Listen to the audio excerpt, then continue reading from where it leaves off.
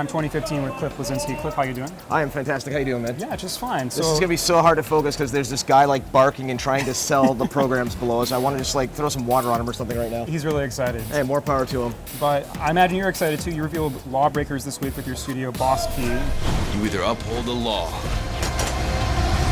or you break it. And the first thing I want to ask you, I'm really curious. I saw the gameplay footage this morning. How is firing behind my back to kill dudes going to work? Okay, so to back up for a second, our publisher Nexon's been doing a fantastic job stepping up the marketing and PR efforts. And they got some marketing materials together. When we got the first draft of that gameplay trailer, we're used to seeing the game first person, not really seeing it through these kind of great third-person cameras. And then once we saw that cut, the first cut was when Kitsune sweeps down over the Grand Canyon, and the second one is when Breacher's blind firing takes out Kitsune. And you can feel the good sucking sound when everyone's like, oh shit, this is kind of cool. And not a lot of people in social have caught that, which is why I'm reminding people with the minute and 20-second trailer, frame fuck it. Like, go through it, you will notice things the second, third time that you did not notice the first time. So basically on the control button with every weapon, hold it and your character will put your weapon behind you and you can blind fire in first person, which is great just if you're like leaving the objective base, or I get a rocket kill once in a while, which is so satisfying. But if you're in a low gravity pocket, it's kind of like Wall-E with the fire extinguisher. You can kind of propel yourself through the environment. So it's almost like omnidirectional rocket jumping in modified gravity. That's exciting. So is it an auto-aim type situation behind me? Is it going to give me a little bit of wiggle room? Well, basically, depending on how you rotate the mouse is the orientation. So the gun might not fully rotate, but you can see the shots clearly coming out. It's the most obvious with the rocket launcher. And one of the great things about this is normally in a first-person shooter, you might see the weapon, you might see the kind of iron sights, you might see the reload, that's it. But when you see the rocket just completely get turned around and firing behind you, you fly through the air, you know what's up. You can do a reverse rocket jump across the map in this game. Exciting. So we got to see some grappling hooks, some jetpacking in the trailer as well. Yep. But I'm curious. No wall running. Understood.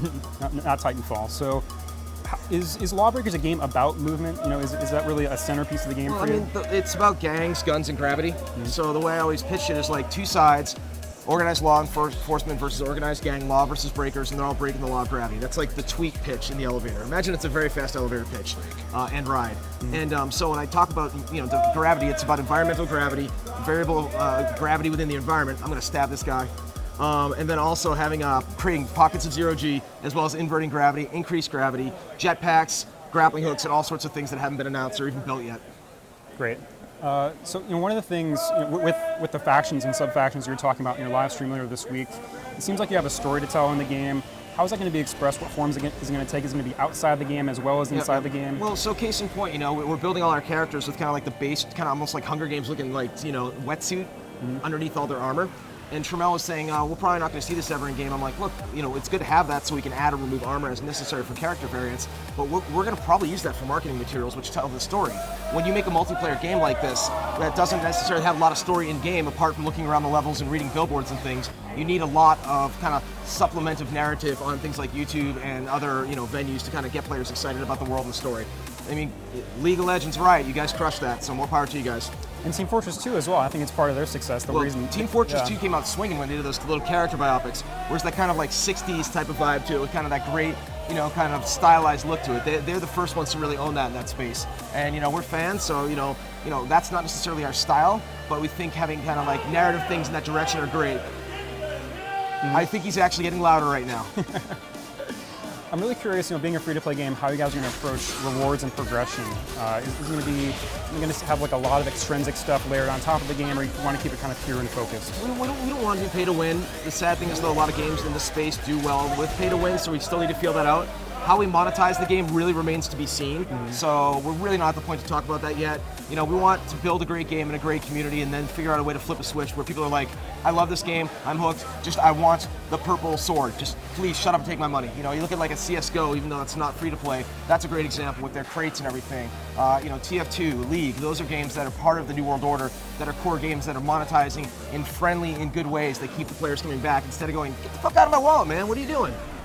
LawBreakers is going to be playable at PAX beginning tomorrow on Saturday. Yeah, we're having an offsite. It is at 128 Belmont Avenue East, which is just 3/4 of a mile up the road. I think we might be running a shuttle as well. And they got this great little venue. I think it was like some sort of sex dungeon before they've converted. So and there's masks and stuff. It's really some eyes wide shut type shit. And but we got 5-on-5 stations. Hopefully we have a good lineup. Come on out, play the game, get the t-shirt. Turned out pretty good. This is some soft stuff. This isn't like that Haynes beefy cardboard box shit. It's good quality. That's and nice. Play the game, tweet us, let us know what you think. When you play the game, your best kills will be captured, and we're gonna be able to dump an animated GIF to your Twitter account.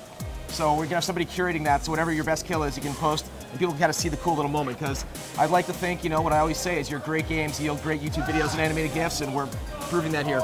Great.